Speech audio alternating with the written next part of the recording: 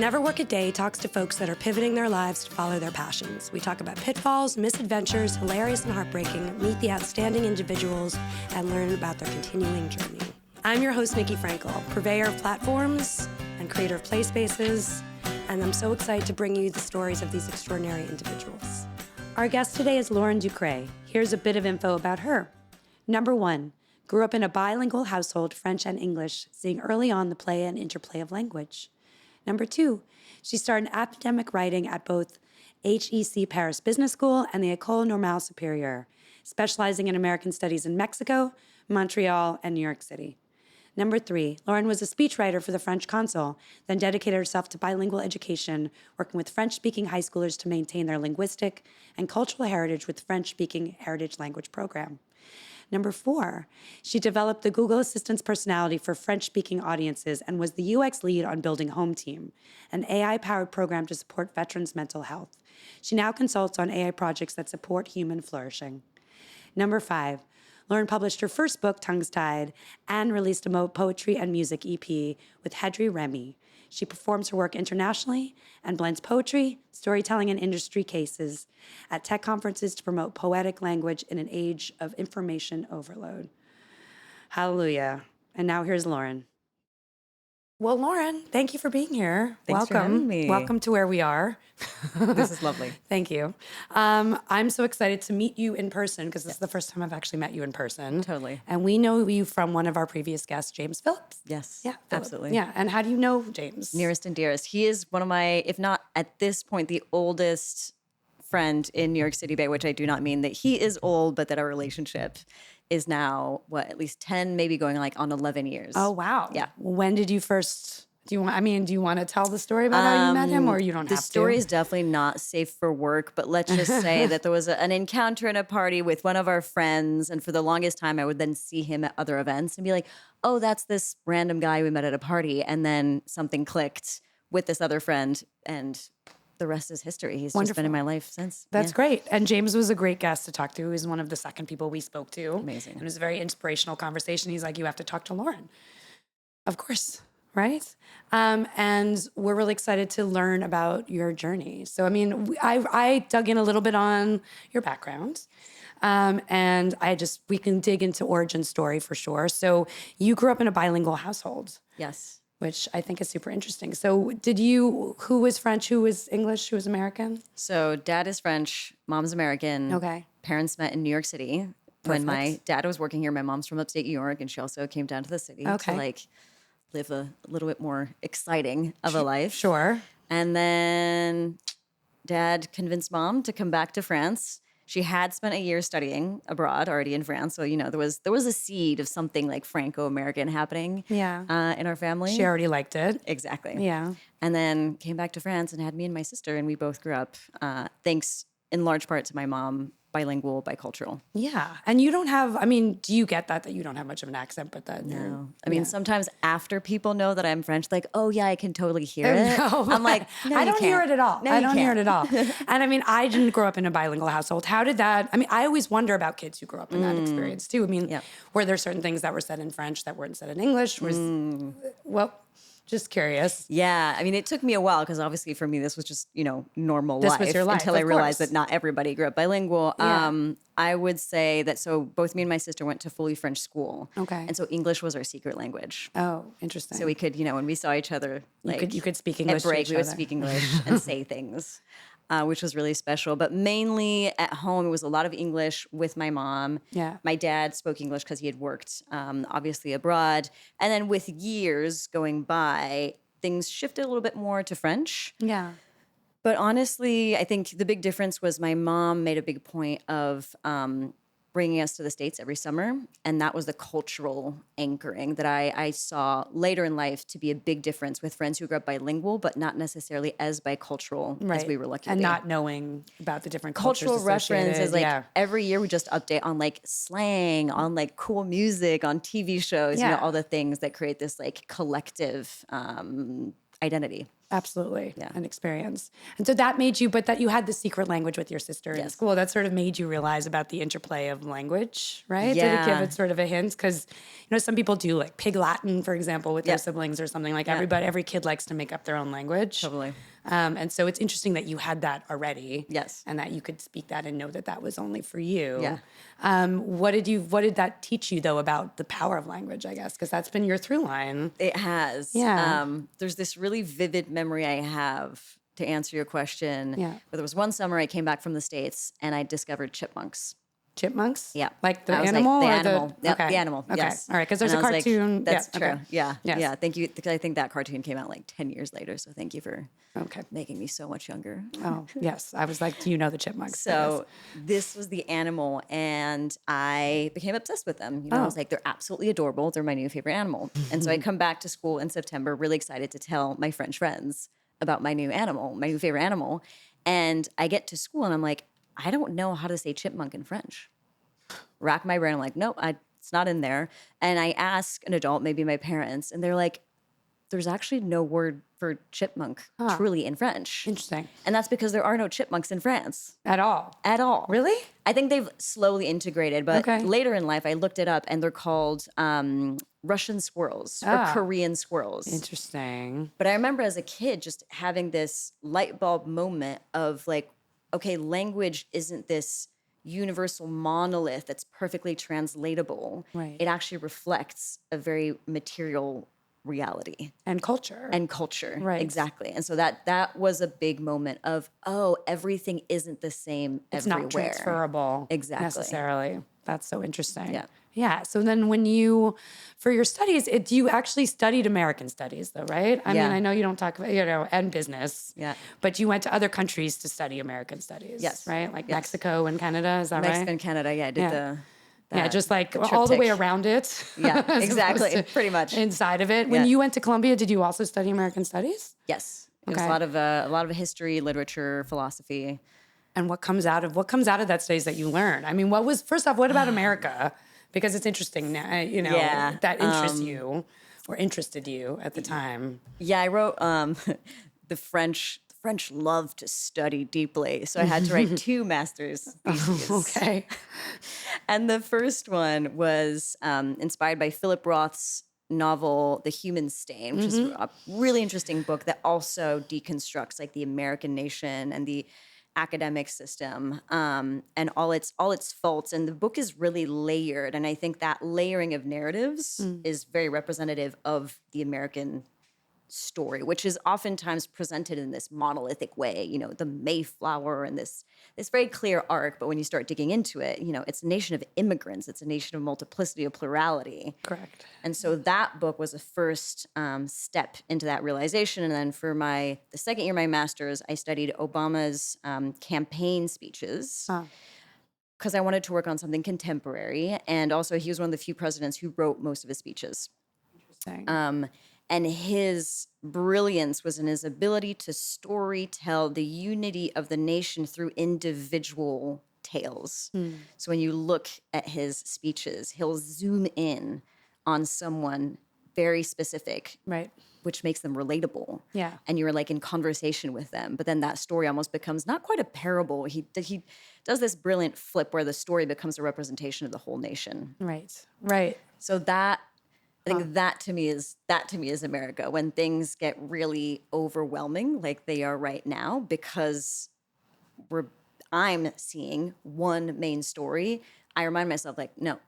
There's multiple stories. Yeah, pay attention. that Pay attention. exist. There's multiple stories. Well, there's the stories that we all hear, and Yeah. and then there's the stories that actually really exist that you have to dig Exactly. for a little bit. Yeah. And that's probably why that's interesting. And so that probably led you to wanting to do some speech writing as well, potentially around that, right? Yeah, I got this opportunity that same year to be the speechwriter for the French consul in New York City. And so it was great to kind of be like behind the scenes. And that was a whole exercise in and of itself of bringing yourself, but not so much because you're writing for someone else. Right. So it's this creativity for somebody else's voice. Well, and their perspective. Exactly. Especially Yeah. because he represents the French government.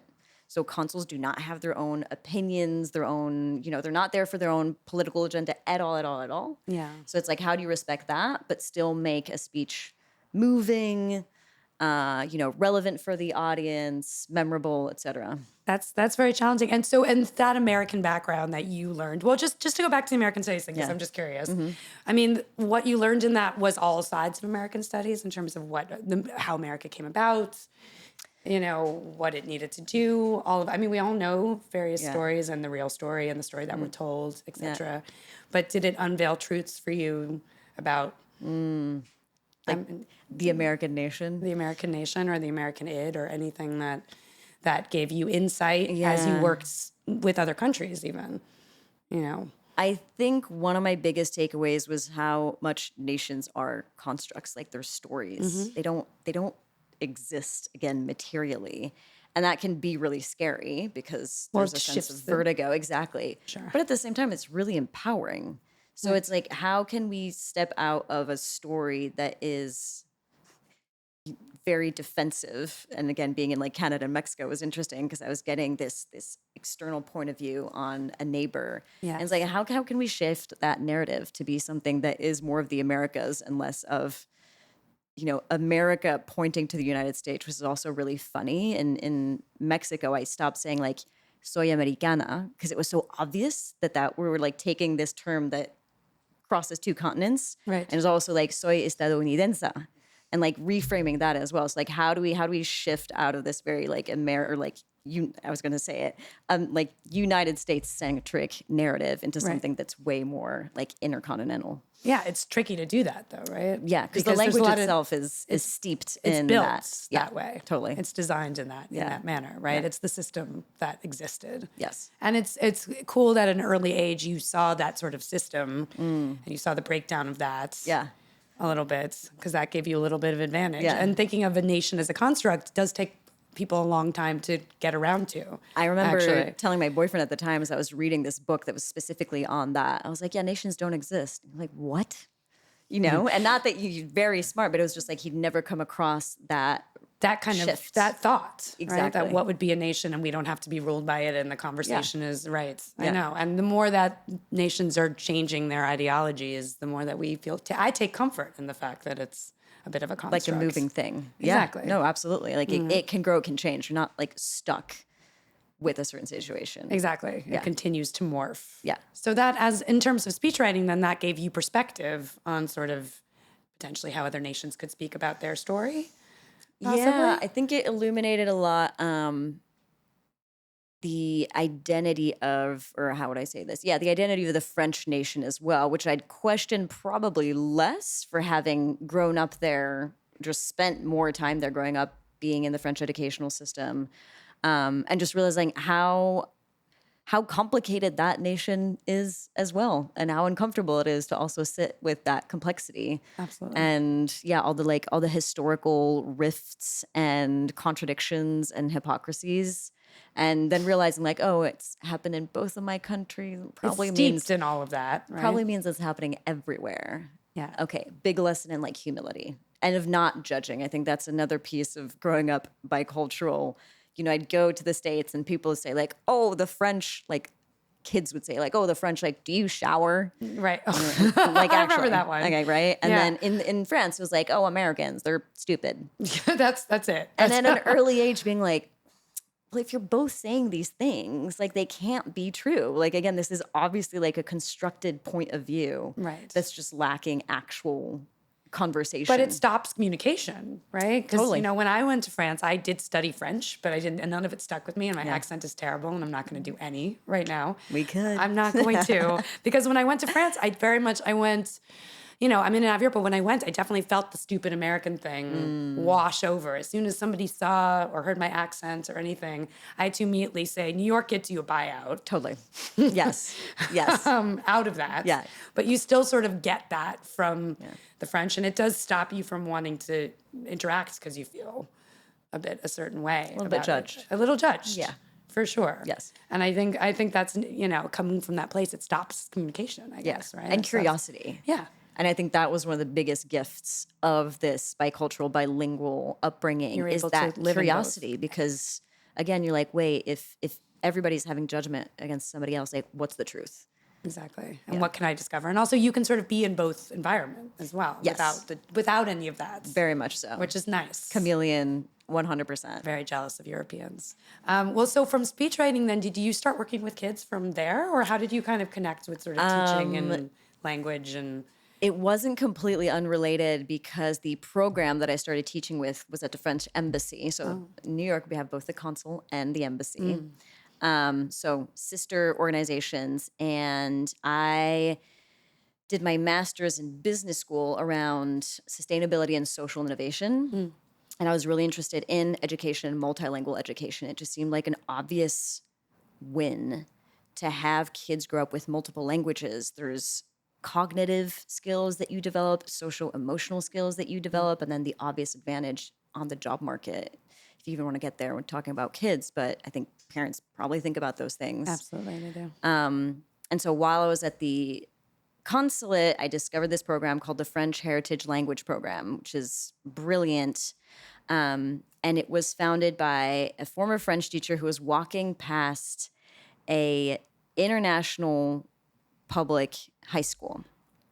There's a bunch of international public high schools in New York City, different from like the French lycée because they're public. Right. And these schools basically welcome all students who have arrived in New York 4 years or under, right? So they're pretty new to New York City, and their English doesn't allow them to go into the English public system.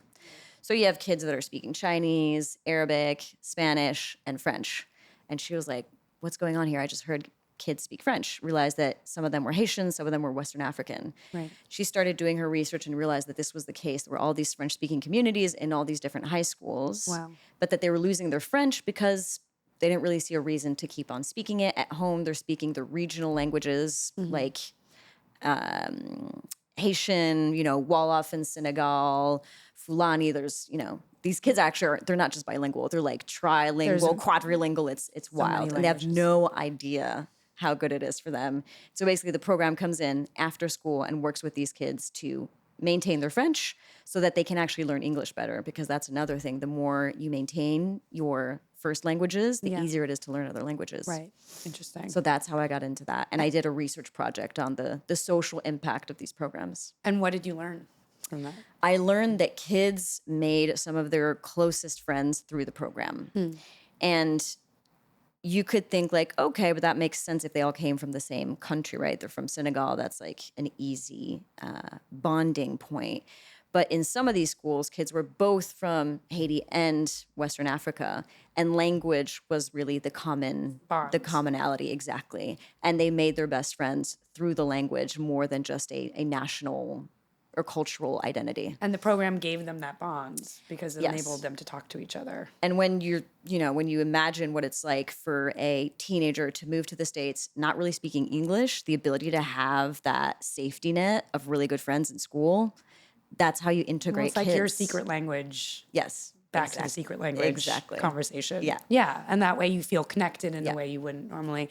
And did you work with those kids too at the time? Yeah, I was both helping the program coordinator, and then I would teach in the classes, which was, wow, such a learning laboratory. I mean, teenagers are amazing and a handful. I learned that teaching it's this strange form of acting almost, not in the sense of being disingenuous, but like you are on stage, like you need to be on and you need to be with the kids and reacting. It's almost like improv. Absolutely.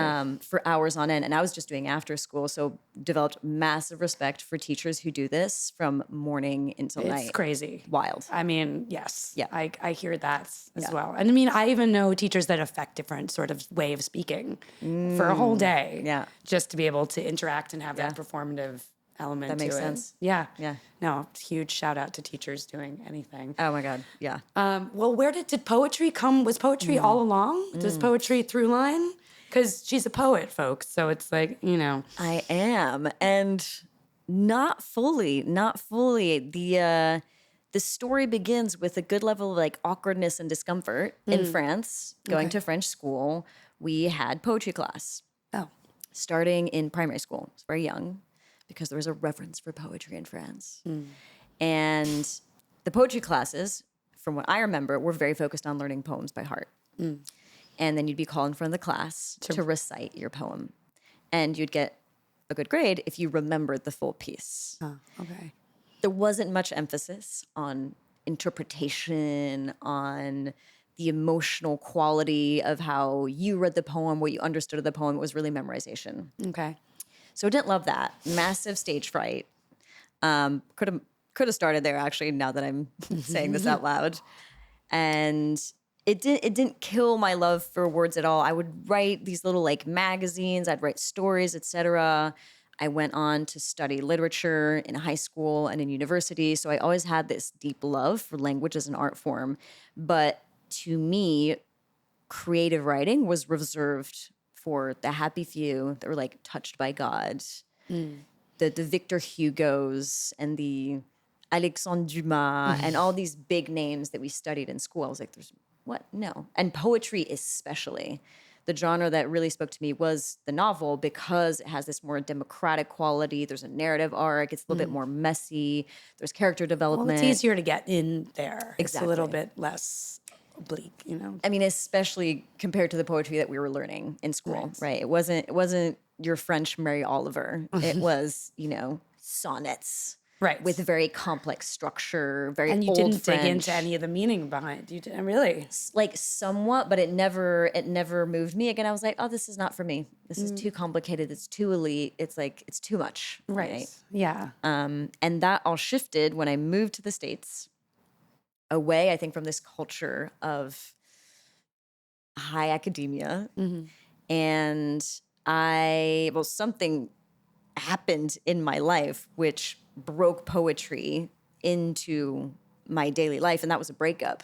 Okay. It had nothing to do with school. It had nothing to do with, formal writing practice. I went through a romantic breakup, and I had been writing so much in my life academically. I did some music journalism after that, the speech writing, etc., that I started journaling every morning, just stream of consciousness. And as I did that journaling, something strange started to happen where at the end of these sessions, I would start playing with the sound of words, the rhythm of sentences. And it hit me one day that is poetry. And there was something of a nursery rhyme, this very childlike play that gave me this second kind of slap in the face, which was, one, this is poetry. Two, poetry is actually just wordplay. That's the basis of it. It doesn't have to be this super complicated, structured, almost mathematical. It's easier to get into it if you writing. just think about it as play. Exactly. Right? And from there, I tumbled down this rabbit hole that I'm still, joyfully tumbling down. Took a bunch of writing workshops to understand, okay, how do you decide how to capitalize a line? How do you think of stanzas? How do you think of rhyming versus not rhyming? And started reading way more. And as I, deeper and deeper I got, the more it hit me that poetry can speak to so many different parts of our lives. It can bring us back to that childlike quality of attention. It can go even deeper into being a form of mindfulness, almost meditation. And it creates this experience of belonging because it's an intimacy with whatever is happening around you, whether you're writing it or even when you're reading it. So I've had moments where I've read poems by other poets, and it feels like they are in my brain and body speaking about my own experience. Wow. Disembodiment. Yeah. And in that moment, I'm like, how do you understand me? And so I'm not alone, even though physically, I'm alone with a book. Yeah, but that's quite profound. That's a quite profound experience. That's why I can't stop. Yeah, that's very, because I feel like that's that entry point. So you actually just found it kind of by accident then, Yes. just by playing and writing yourself. I think surge of emotions to process. Yeah. My pen was like the most available tool. And the meeting of both that surge of emotions and the pen brought poetry. And in the years since, and my becoming more vocal about this and teaching and speaking about it, the number of people that have told me either I started writing poetry in an intense emotional time in my life, or the only time I've written poetry was an intense emotional time in my life. Right, just because it made them feel better to have something that they could put down. And Yeah. it's interesting what you said about sort of the nursery rhyme-ness of it all, because I guess there is sort of this childhood and mindset around just small forms of literature, right? Yeah. Just sort of little sort of tales or little sort of Totally. few line stanzas that you're Yeah. just repeating over and over Yes. again that sort of tell you a bit of a story in, Yeah. you know, a very short And that's very the short whole time, point yeah. of poetry, is to convey a message without just using the cognitive quality of language, the one we're using right now that's quite literal. Right. It's like, no, like use musicality, use rhythm, use images, like use all these different layers of language. And keeping it very simple. While keeping it very simple. Interesting. Yeah. Okay. Well, then, so, I mean, where you are now is, well, first off, you started working with AI. Yes. That's now-ish. Is that right? I mean, first foray into AI was after the educational program. Google reached out. How did they know and I was you? gobsmacked. Gobsmacked. How did they find you? LinkedIn. Shout Really? out to LinkedIn. Okay. It works. All right, LinkedIn. It works. Okay. This is not an advertisement, LinkedIn. It is not. If you want to. This is just my testimony. So that work with the educational program was coming to an end. And I remember writing down on a piece of paper, thinking about what I wanted to do next. And I wanted to keep on working in both my languages, both my cultures. And I wanted to try out the private sector, because this organization was obviously with the embassy, so with a public organization. And I wanted to do something cutting edge. It was that vague. That's Those 3 points. and they all came and That was it. you've manifested. Oh my goodness. Honestly, it took me, like, Jeez. again, 5-6 years to realize in retrospect. I was like, did I manifest that? That sounds manifested. And Google came Wow. knocking on my door through this recruiting agency on LinkedIn. And I'd updated my LinkedIn with, I think, keywords that probably matched. And they're like, we're looking for somebody bilingual, bicultural, to develop the personality of the Google Assistant for French-speaking users. And so that was something that they felt was an important market to develop. Is that, I mean, because that's pretty, it's pretty niche, Yeah. I suppose, out of all the languages. Well, it was actually the 5th biggest market. Okay. I cannot remember the exact order. And when you think of French-speaking users outside of France, it's actually massive. So That's true. there was a Canadian writer already, Yes. so that one was kind of on its own. But we had France, we had Belgium, Switzerland, Yes. and then North Africa, so Morocco, Tunisia, Algeria, Yeah. and then all the French-speaking African countries. So again, there was Senegal, Cote d'Ivoire, Togo, Benin. There's a lot. So it turns yeah. out that French speakers are a big market if you're trying And to. did they do the same thing with people speaking in, did they try to do the same thing for Spanish or for any other? Yes. They did. So Yes, so we had a big international team, which was amazing to work with, because everybody was bringing their story of growing up bilingual, bicultural. And the whole point was to make this assistant culturally and almost emotionally literate for people all over the world. interesting. So how did you go about thinking about doing yeah, that? how did you do that? What did you do? So the assistant already had a personality that had been defined in the US, almost like a character sheet, like if you're making a show, for instance. Yeah. I like to say that our work was really at the intersection of film industry and the gaming industry, because you have that character creation, but then it's interactive, Right. obviously, like a game. So it had these 4 different personality qualities, and the point wasn't for it to have different personalities in different languages the same way that I'm the same person, but I know how to adapt to an American audience or a French audience or a Belgian audience or a Senegalese audience. And so it was more adapting of tone. So the sense of humor was different for French-speaking audiences, a little bit more sarcastic, Dry? a little bit drier, exactly. The UK writer at the time, was brilliant at explaining the differences between American and UK culture with the same language. That became really apparent. It was the same with the Canadian writer, had all these, Quebecois references that obviously, a French person would understand, but it just wouldn't make sense to sometimes use American words in French the way that the Quebecois do. Right. Okay. So it's Yeah. things like that. And so were you Yes. feeding the AI the prompts around any of this and sort of seeing So this was pre-large language models. Right. This was the, the ice age of AI. Yeah. We crafted all of the content. We wrote Amazing. all of the answers. Oh, really? Yep. Okay. Handmade. Wow. Yeah. Farm to That's a table. huge. Farm to table. I mean, that could be anything, though, right? I mean, What do you anything that mean? any answer, any sort of if you're crafting all of that, Yeah. that could be any. What would be something? So, what's an example of something you crafted just for? Because So there's such a huge it's swath of huge, possibility. but the questions that we were focusing on were the ones that really addressed the assistant as a character. So not turn on the lights, not what's the weather, not things that you could basically find on search or that were related to like Right, something they tools. could pull out, right? So it was things like, are you a robot? Do you have feelings? Or they would say things like, I'm lonely, I'm sad. And that Oh, no. that was actually a really brilliant project that I worked on with one of my coworkers. Fine. And basically during COVID, we knew which were the biggest questions that people asked or the most asked questions. We had like trends. Yeah. And we noticed during COVID that people started saying things like, I'm lonely, I'm sad, I'm afraid, which makes sense. And You're saying that to your locked up at home and Yeah. you have this digital assistant that you're probably using more because you're at home. So, you're cooking with it, you're playing music with it. and that was something that you polled and that they knew people were asking those questions. Yeah. Really. Yeah, and we partnered with psychologists and people from the mental health care field to craft the most appropriate responses. Obviously, the assistant is not a therapist, that's not his job. But at the same time, saying something like, I'm sorry, I hope you feel better, can be really alienating if Yeah. somebody's actually looking for some kind of information, which, again, the assistant is part of Google. The point is to connect people to information. So if someone says to their Google Assistant that I'm lonely, Yeah. what would Google say? So the strategy that we I've went never with asked it. I've never was- said that to Google. You can try it out. I don't know.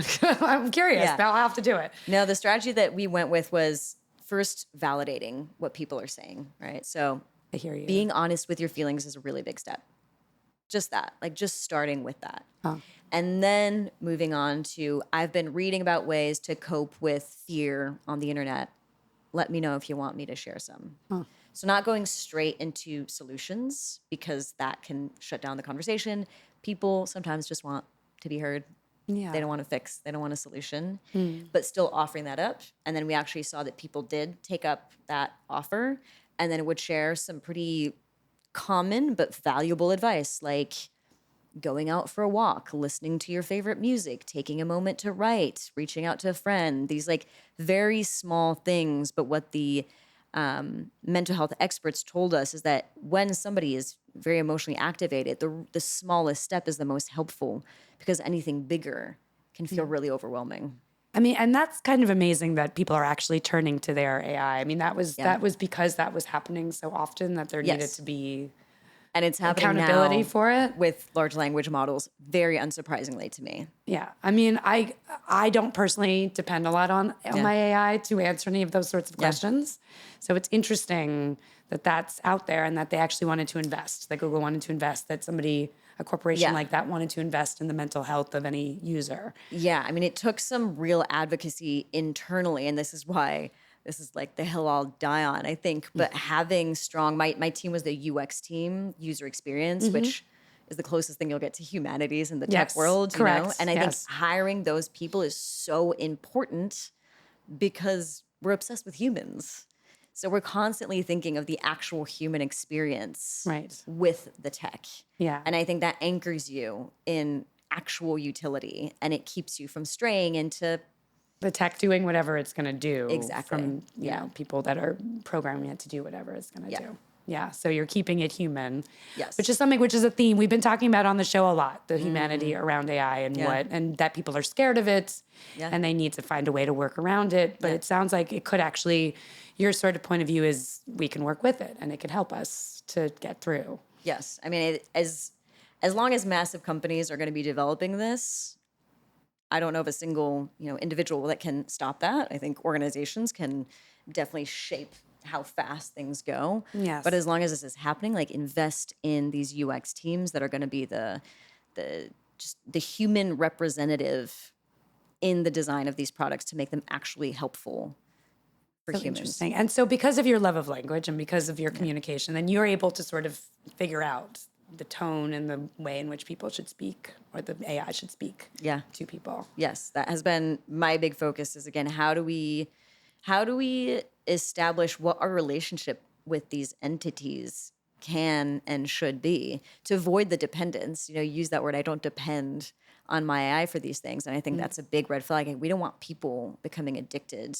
That's why I think apps that just develop companions is a little bit boring to me. First of all, I'm like, there's a bunch of humans out there Like you can talk to and So- have be your companion. how about you encourage people to maybe develop the communication skills to feel confident to go and talk to people? That to me is one of the strongest use cases of AI. It's like, how can it help me develop my human communication skills so that I can have better, stronger relationships? So instead of subbing a human for somebody who's anxious about humans, help them work through that anxiety. Right. Check in on them and be like, give them maybe like these little, how about tomorrow you try and say hello to the mailman or the person at the grocery store So your they're AI working would be with? giving you tips about how to be more human, Potentially. And like Okay. helping you work through that and become a sounding board rather than becoming the relationship. And does this sort of assist need to have an idea that this person is on a track where they need that support potentially? Ideally, the UX is really robust in the sense of like, this isn't just you're going to ChatGPT without any context. Like the best tools that I've worked on, and I can dive into this, there's a real purpose, there's a real scaffolding around it. Like there's a website, there's modules that you might go through before getting to the large language model interaction so that you're coming in with an intention, and that as designers, we have more context on where it is that you're coming from so you can design an experience that's actually going to be helpful. Right, because the AI is these days sort of tailored to kind of adjust to your language or just the way that you Yeah. are, right? And so they Yeah. may speak to you in a way that you like to be spoken Yes. to, or it's adjusting as you go. They're also experiments, which I find hilarious. Like all of these, Gemini, ChatGPT, Claude, they came out on the market as experiments. They were branded as experiments. They're not actually branded is probably the wrong term, but presented as experiments because we didn't yet know how people were going to use them. Right. Yeah. I mean, you didn't know the application for it, right? It's wild. And they still don't know the No. application for it. I always feel like Google's always reminding me that Gemini is around. Yeah. It's like, thank you, but no thank you at the same time. It's like there was already this sense of obviously products evolving based on feedback from users, right? And I think that feedback loop is a smart one. You don't want to package a full product without having tested it out Of course. thoroughly. Yeah. But we've gotten to the point where it's like, we actually really don't know what this thing is for. And you're going to live test it as users. There's no distinction between testers and users at all anymore. Yeah, well, I guess they can't afford to have that. It's going because too you need more fast. data. So you just need to roll it out and see what people do with it. Yeah. Right, or not do with it. Yeah. I think for the case. big players, that's the case. What's more interesting is companies that are using those tools and they have an expertise, Right. like mental health. So like, we're going to package this as an actual product. Yeah, Just using your LLM. And around mental health, I mean, you also worked on a project for veterans as well, Yes. right? Yep. Can you expand on that a little bit? Because I'm interested in. Yeah, I think it's a brilliant example of how to use LLMs in a way that augments like human flourishing. And LLMs, can you? Large language models. Thank you. Just confirm. Just ChatGPT, Okay. Gemini, Great. basically the tech behind those things. Great. So Home Team was founded by a company called Reflex AI. It's self-founded by two people from the Trevor Project. Trevor Project is one of the biggest crisis hotlines in the US, particularly for the LGBTQ plus community. Right. And the reason I mention that is because at the Trevor Project, they started using large language models to train their counselors. And they found that the results were as good as using human counselors, and kind of broke down that myth of like, an LLM is always going to be worse at training than a human counselor. That's not necessarily the case. You have human counselors or human trainers that are going to be more or less good. So that variability might actually be lessened by using an LLM. So counselors would practice having a conversation with a fake person in crisis with the LLM before getting on an actual phone call. Right. And they basically took that paradigm and applied it to the veteran population, which struggles with mental health issues that are way more acute than the general civilian population. And what they also found is that I think it's about 92% of veterans report wanting to support their peers, but only 25% feel equipped to do so. Interesting. Okay. And so the point of Home Team was to bridge that gap and to bring that level of confidence and skill set for veterans to be able to support each other through difficult mental health moments. So it's connection. It's for that. connection, yes. Okay. It's peer-to-peer support. Okay. And so what we got to design was an educational platform that would lead learners, veterans, through educational modules that were brilliant. They were made by an internal team. Things around empathetic communication, asking open questions, talking about suicide because the suicide rate is much higher amongst the veteran population, what to do once that conversation is opened. And the twist was that at the end of these modules, the learners would get to practice with an AI that played the role of a veteran in need of support. So the veterans did want to, they came there saying, I want to be able to support my community. Yes. So it was that buy-in Yes. that got that started. Yes, correct. Okay, interesting. Yeah. And then that acted as a training model. Exactly. And so the LLM, yes, it gave you feedback based on the modules, but what I thought was most interesting was that role play use case. And it's safe role play because obviously you're not having to go out and talk to an actual person. You can have a Exactly. little bit of a cushion. And it's really structured, like we were just saying. It's not just like throwing somebody in a chat GPT and saying, practice. Right. It's like there's all this scaffolding around it so that your interaction with the AI is very focused. And when we tested it out, people immediately got it. And there was the fear of like, but what if they start asking the AI to give them, bad advice or things like that? It's like, well, you've already given people a mindset to approach it through. Do you feel like when people are talking, so you're using the AI as a training Yes. primarily. So nobody's really talking directly to the AI for, if they're feeling a certain way, are they calling in or they're having a conversation with the AI directly? Or are they only Not having about their feelings. Not about their No, feelings. the AI is really playing the role of Joe, which like we define and we train the model to be Joe who comes from this part of the military, who's had this experience. The model is playing that role. It's acting as a training, though. No one's actually interfacing directly with the AI as a counselor, per se. No. Which is good. Yes. Because I think that's the thing that people worry about, Yes. is that they're being thrown into position to be able to give advice or counseling Yeah. to people, and that's maybe not, that could go off the rails if that training is. I think there can be a place for it, and there's a few companies like Wobot that are doing a really good job, and they come from mental health research, and because there is a what's the word? Just a shortage of therapists in the Western world in general. So I think there's a place for mental health therapy bots. Yeah. I think it needs to be defined really, really clearly as a stepping stone towards actual human support. Right. And maybe, support groups so that all the pressure isn't on therapists per se, and we start to think about more like scalable options. Yeah. But I find it more interesting in this. I like the training model. This I think training is- model, Yes. Agreed. I think that's a lot more interesting. So that's kind of where you're designing these systems. Yes. And that's where you sort of now also you're doing keynotes and talking about language, though. Yes. Is that right? Yes. So, I mean, to me, that example of Home Team is a perfect example, again, of how AI can help us develop our existing human communication skills way beyond mental health, right? I think at work, there are a million conversations that could be had more mindfully between managers and reports between coworkers. So I speak a lot about that in my keynotes, and I focus a lot on the emotional power of language, which is where the poetry comes in, because that's what poetry is about. Poets are very, very, very aware of the emotional impact of language, of delivering a message can actually change your life. It sounds lofty, but even when you think about receiving a text message from somebody saying, I love you. It's absolute. I mean, language is very powerful. Yes. Of course. It Yes. changes your physiology. It changes your brain chemistry. It can change your life. So bringing that level of attention to the language you use is the message that I'm trying to convey in an age where AI is really good at language. It's gonna take over a lot of the more systematic, rational, logical tasks. So what's left is emotional intelligence, and a huge piece of emotional intelligence is empathetic communication. So how can we develop that? And when you have these keynotes, are you talking about use case for AI, or are you just talking about how people can actually communicate with each other in a workplace setting? Is it both? It's both. It's both. I'll use typically Home Team and the work that I did at Google to bridge, okay, how does AI have anything to do with empathetic communication, and then go into think about this in your life at work, in your daily life.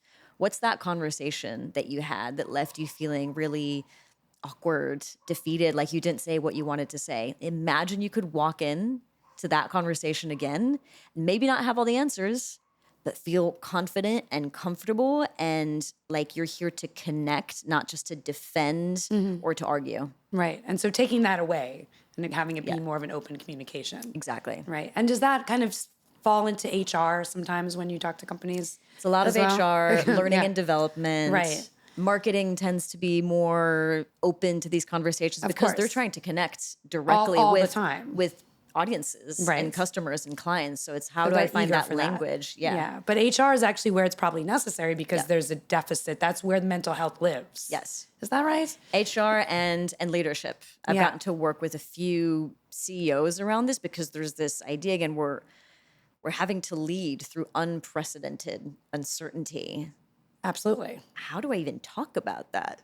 And can I talk about that? And can I talk about that? And I had this was a very serendipitous moment. I've been coaching a CEO around this idea of poetic leadership because he already has a relationship with poetry. And what we found that's really beautiful is that for him to address really sensitive moments, whether talking about politics, even talking about things like war, he has no direct experience of war, for instance, but he can use a poem that does have an experience, and he can use the poem as a proxy, right? To use language that's still emotional Yep. without having to like pretend to have an experience of it. And I think that's really, really powerful. The poems can be a way to connect emotionally while decentering yourself and centering the other person's experience, whether they're your employee or 10,000 employees at a conference. Yeah. And that's an important skill to be able to have as a CEO because you're leading. Yeah. And people are waiting to hear what you have to say about that. They want to be inspired. They Right. want to be moved in a way that doesn't feel PowerPoint presentation statistic driven. Yeah. And at the same time, as a leader, like, how do I relate to hundreds of people? And can you enter as in poetry? Can you enter with poetry into that? Absolutely. And you also wrote a book. That was the did. other thing. So I did. what was the impetus for writing the book? I mean, was it something that you were just gathering in terms of all the poetry that you've written, or is there a bit more of a through line to it as well? The book came through, ironically, during COVID. Okay. January 1st, 2020, I was like, this is the year I'm writing a book. And then 2 months later, You wrote a book? we know what happened. Really? Yeah, well, then we had COVID. COVID happened. Then COVID, and then that gave you time. COVID happened, and it was a whirlwind for me. So it wasn't an immediate like, great, I have all this time. It was an emotional storm. But I think in that I was like, okay, let's do this. And the book didn't have the shape that it has today at all, which I keep in mind as a lesson in creativity. Where it started out as this bilingual book. I wanted the poems to kind of like mirror each other. Had this whole idea, and then I'm in this emotional turmoil. I see this competition for first time, poetry books. And it was all in English. So I'm like, okay, I'm just going to take my manuscript. I'm going to take out all the French poems and I'll see what's up. And I take out all the French poems and I realized I had a book. Wow. And it was this wild moment of realizing that creative achievements don't happen in a linear They fashion. happen sort of in... They kind of pop up in these more emergent ways. And I was like, oh. And you had the time. COVID gave you... Yes. And then I took a year and a half with a creative director who created this whole universe, and an artist that made all the drawings. So it was a deeply collaborative That's very enterprise. It's a huge undertaking and very exciting that my you baby. did that. Yeah, that's amazing. I mean, we have some ideologies. We're actually like almost at time because we've been talking for a while now, which is crazy. These things always go so fast. I mean, we were gonna talk. I have a bunch of things I want to ask you. So before we're gonna do a poem. We're gonna create a poem on this show, but we have to figure that out. We're gonna do exquisite corpse, which we'll explain what that is. I love an exquisite corpse. I do it for drawing usually. I don't do it for writing. Yeah. But that's a separate. I can explain that in a minute. But I do. I happened upon a conversation you had about 100 reasons to love the future. Yes. Give me like 3 reasons that we should love the future. Like just right now, just in light of what is happening. It is May 2025. Yes. Yes. Okay. Uncertainty is one of the strongest invitations to curiosity. Did you just make that up, or is that I've been thinking about it a lot, and there's different ways of saying it, but that version of it, yeah. Because I've been thinking a lot about loving the unknown and loving the mystery and this treading into almost spiritual territory. Okay. But I realized that being confused, I didn't realize this. A teacher told me this, and this might be a second reason to love the future. Being confused is not a bad thing. It means that your cognitive mind has hit a wall. And so you need to turn to other forms of intelligence, more emotional, more imaginative, more intuitive. Turn inside. And so I think we're also in an era where we're going to have to turn to other forms of intelligences that are brilliant, but that we've overlooked for tens, if not hundreds of years. So stay also vigilant as well in terms of just looking. Yes. Okay. All right. I'm excited about that. That's an exciting thing for the future. Number 3, this is my belief. I think that in the next 5 to 10 years, we will be reading and writing poetry like we do yoga. Okay. Yeah. So it's going to come into the we fore. thought yoga was super weird and super esoteric. We did. And was like for incense burning hippies. Cults, maybe. And now, cue Lululemon. So I don't know what the Lululemon of poetry might be, but I think it's going to become... haiku? Do you think haiku is going to come back? Yeah. Do you want to explain for the audience what a haiku is like? Haiku is a short Japanese form of poetry, and it's a line of 5 syllables, then 7, and then 5. So it's super very constructed simple. and very simple. Yeah. Yeah. So poetry is going to come back. I think it's going to come back in a big way. The last time I saw poetry was like on a fridge with the words. Yes, with the words. Yeah. Which we should all just get those and make poems every day with that. I think that's going to inspire Mental me. Fitness is my hunch. I think that's the doorway. Mental fitness. Do you think we'll have some mental fitness? Do you think we're going to push through I think the we're stagnation of what we could? I mean, mindfulness, apps are coming out of the woodworks. Memorization, there's all these apps on like learning, like micro learning. I think there's an awareness around mental health. We're in a mental health crisis. I think that was one of the silver linings in a strange way of COVID, of bringing that to the fore. Opened it up. And I think poetry and the arts, art therapy, and just the benefits of doing art on a daily basis. This is the last one. I think coffee machines are great in workplaces. I think a creative corner would be even better. Let's do a creative corner. Yeah. And that means you would do anything in that creative corner. And you leave energized. Let's set that up. I think that's important. So let's do an exquisite corpse. All right. right. So for those that don't know, my way of doing it for drawing is that you draw a line and then somebody continues to draw it and continues to draw, and you pass it around, and you eventually make a drawing you wouldn't expect because it was a collaborative effort. So we're going to try to do this. We haven't done this before. Ever. Actually. And I just met you. So it's like, we're gonna figure it out. Do you want to do the first line? Is that okay? Is that too much pressure? I can figure out. Love it. Okay. Can you give me like a word or something as a seed? And Crow. Then we go from there. Crow. Because we have them and I can see them. We don't have them, but they're outside.